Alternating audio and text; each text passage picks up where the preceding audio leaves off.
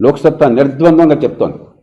Bharatiya Janata party నాయకత్వం, మోదీ గారి నాయకత్వంలో వారు ఇవాళ కూటమి, ఎన్డీఏ కూటమిలో రాష్ట్రంలో భాగస్వాములు. అలాగే చంద్రబాబు నాయుడు గారి నాయకత్వంలో తెలుగుదేశం పార్టీ, అలాగే జనసేన పవన్ కళ్యాణ్ గారి నాయకత్వంలో సోదరుడు జనసేన.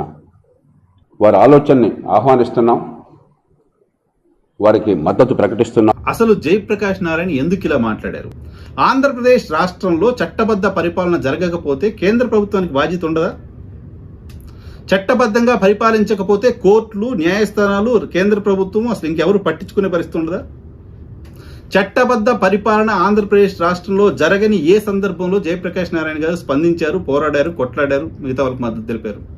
ఇప్పుడు 5 ఏళ్ళు సైలెంట్గా ఉండి 5 ఏళ్ల తరువాత జగన్మోహన్ రెడ్డి చట్టబద్ధ పాలన చేయట్లేదు, అప్పుల పాలు చేసేశారు,